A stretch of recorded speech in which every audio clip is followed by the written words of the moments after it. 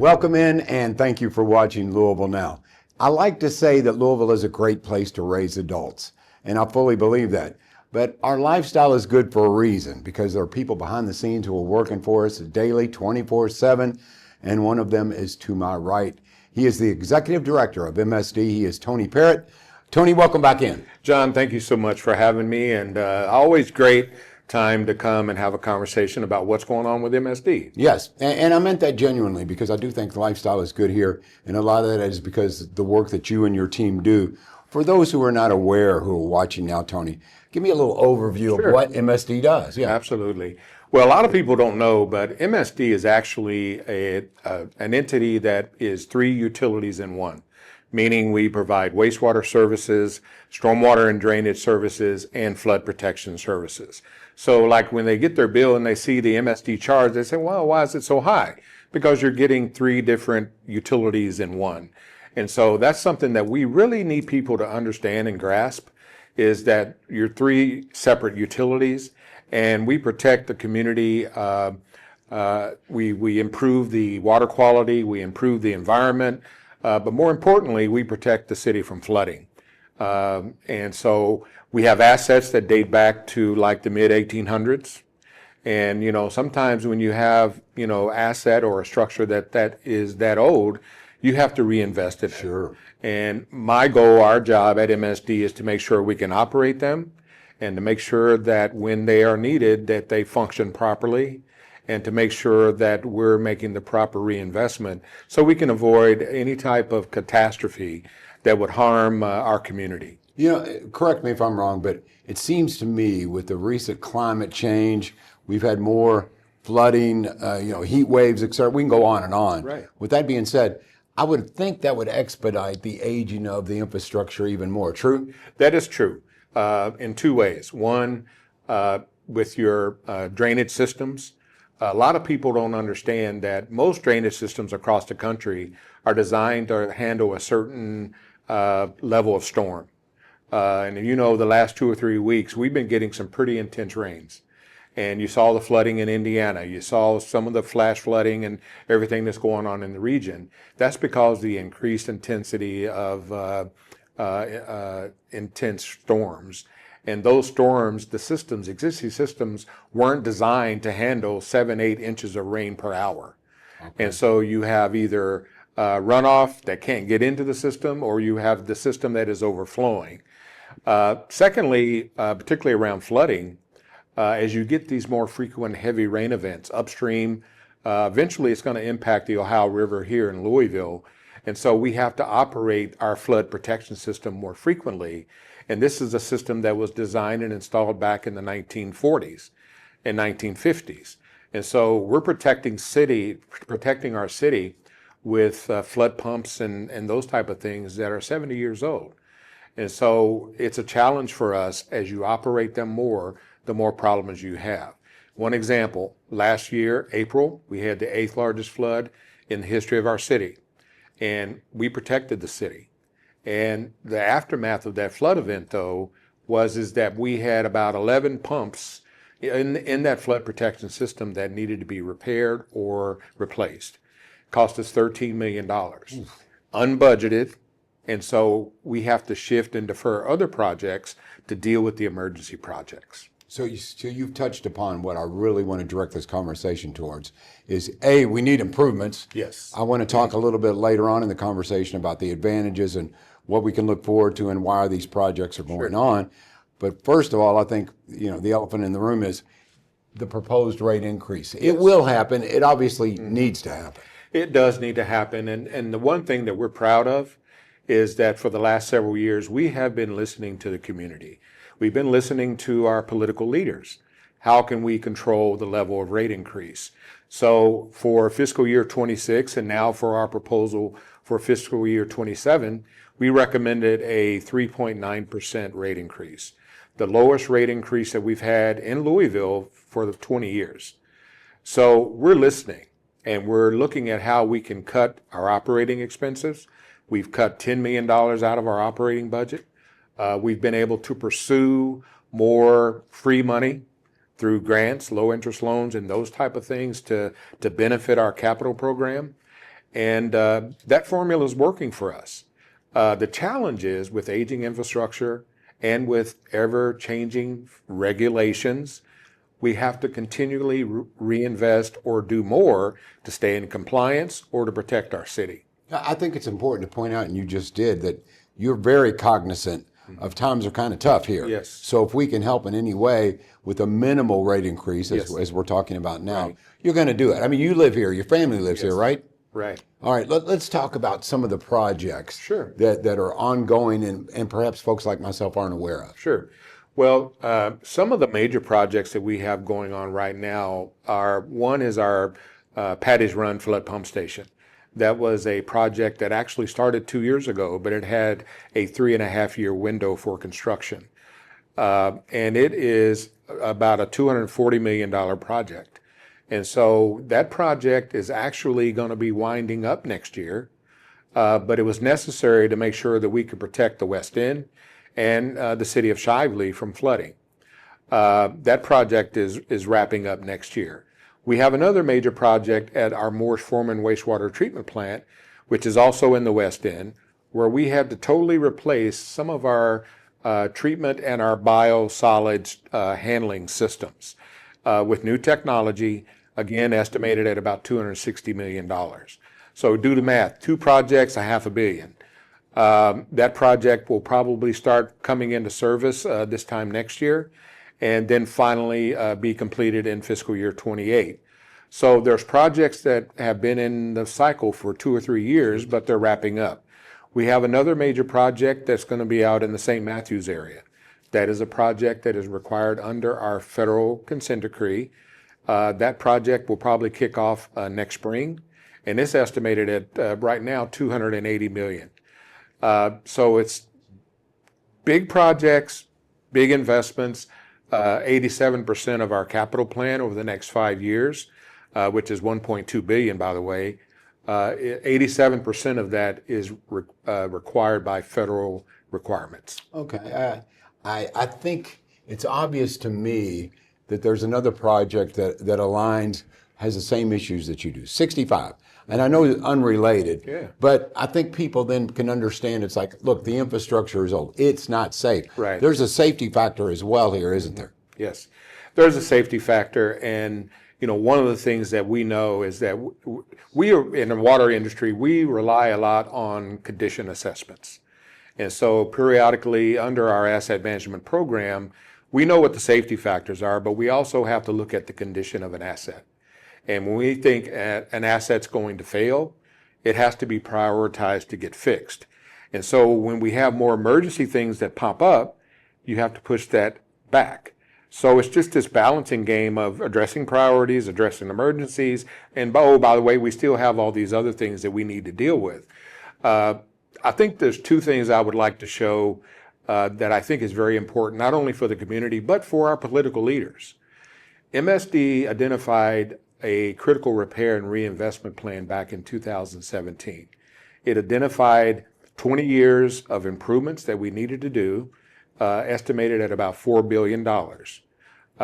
2 years in a row, we went to Louisville Metro Council asking for a larger rate increase to kickstart some of those projects. We did not get support or any traction at Metro Council, so we had to go back to the federal government and amend our consent decree so we could do Patty's Run and so we could do Morris Foreman thermal hydrolysis project, because those things were cropping up as an emergency. So, now we have an amended consent decree that stretches out to 2035. And so people are like, well, whoa, I thought the consent decree was going to be over in 2025. Well, if you remember, we asked you for more money so that we could continue to do the consent decree work and our priority work. We couldn't get support. We had to amend the consent decree. Now we're doing the priority work, and then we'll wrap up the consent decree by 2035. Okay, so pun intended, there's a trickle-down effect. Absolutely. And eventually it's going to catch up with you. Absolutely. Which it has done. Yes, it has. Okay, for folks who are watching now and they're saying, okay, I understand the need. I love this community. I want improvements, but they're saying, I may need some assistance. Sure. Times are tough.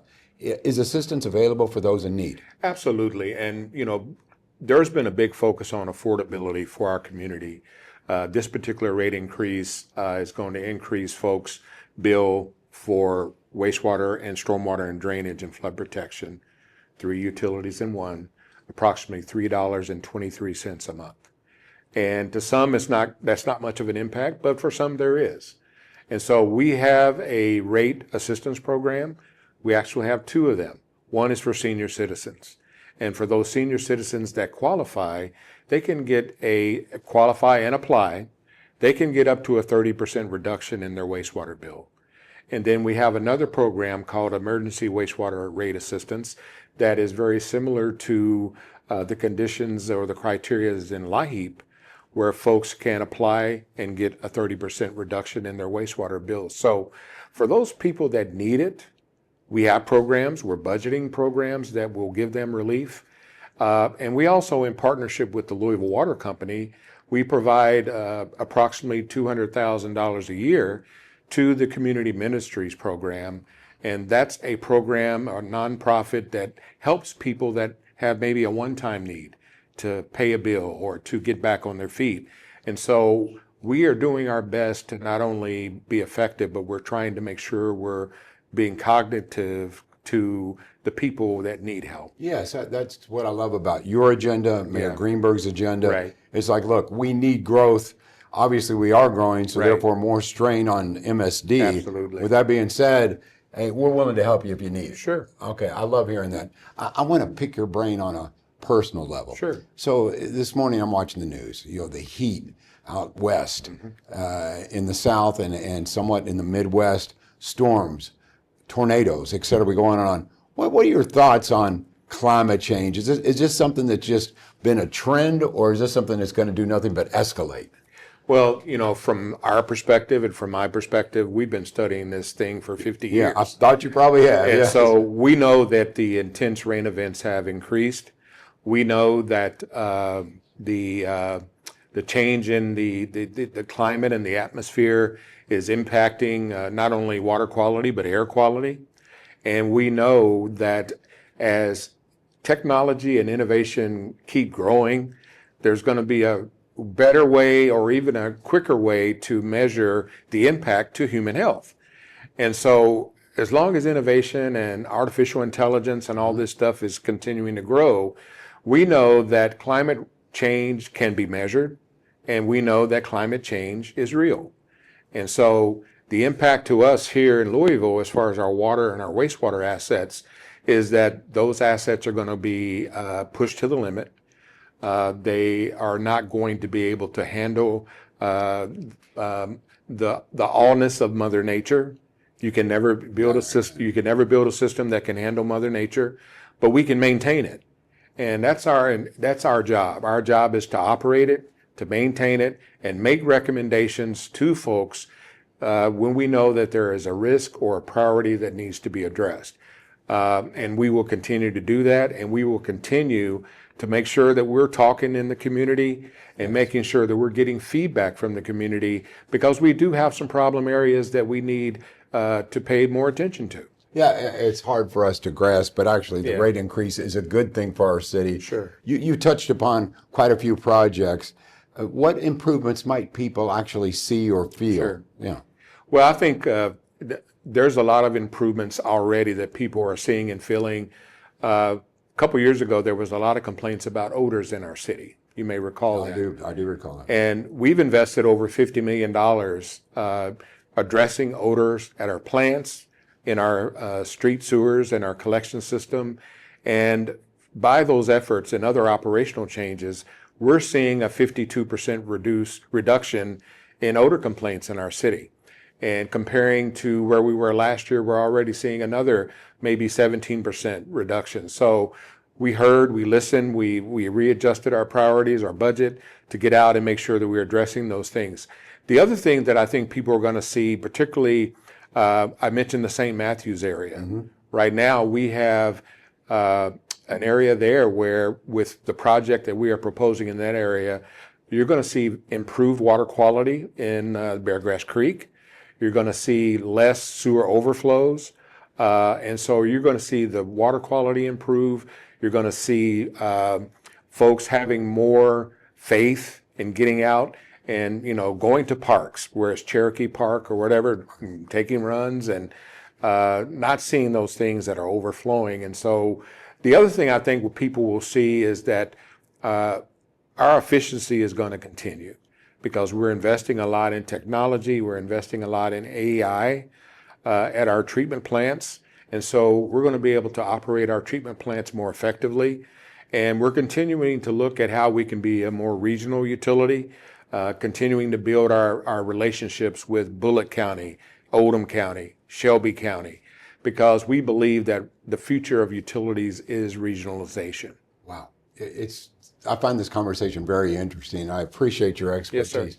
Something that's very apparent. I'm glad you're the man in charge. Yes. First of all, because there's a genuine concern that I hear from you. Yes, there's things that have to happen. There's things you want to do. But you have your fingers on the pulse of the community because you're part of it. Mm-hmm. And to your credit, because I'm director of city partnerships here for Mayor Greenberg, I'm all over the city. And you're exactly right. I have noticed. The odors I have not, before I would notice. Right. Now, good job, my man. Right. I mean, I know that's a small part of your goals, but it is a good thing. Yeah, it's part of it. And then as far as community partnerships and that type of deal, a lot of folks will probably recognize that with MSD's Community Benefits Program, our contractors are working with nonprofits to make sure that we are helping projects with public schools. We're helping with projects with parks. We're helping with projects in education and also workforce development, working with the Urban League and One West and some of those organizations. And our contractors are now talking about the benefit and the value of MSD's Community Benefits Program. And that's whereas when we have a large construction project, a contractor, as a part of that contract, agrees to give monies or time to local nonprofits. And it's really been paying off. For the past 3 years, that program has generated over $12 million of commitments to local nonprofits. And so many of our partners and stakeholders are benefiting from that. Yeah, I think everyone has enjoyed hearing about the accomplishments of you and your team. I think we have a better understanding about the need for a rate increase. Before I let you go, I have to ask you, what can we do as a community to help you? Well, we welcome feedback from the community. And obviously, our board approved a preliminary proposal in May. We're currently in a 30-day comment period, which ends July 4th. And so we encourage folks to reach out to us at msd.org, or they can reach out to us at 540-6000, or they can send us a letter giving us feedback on the proposal, give us feedback on things that matter from their perspective. Our board takes those things into consideration when we do our final review in July. And so it's important for us to hear from the community. Myself and members of my team are going to be going around talking to other folks like yourself. We're going to be talking to Metro Council. We're going to be talking to city councils all over the city and making sure we're giving them facts. I think that's the most important thing is people need to understand why, and we're going to do a better job of doing that. That's what we're all about. I think you do an excellent job. Transparency. Yeah. As long as you tell us what's going on, right, and also get us excited about some of the projects that will improve our community and daily lifestyle. Absolutely. Thank you, sir. Thank you. I appreciate it. Okay, once again, Tony Parrott, who is the Executive Director of MSD. Now you know a little bit more about what he does and how it benefits your life. Thank you for watching Louisville Now. We'll see you next time.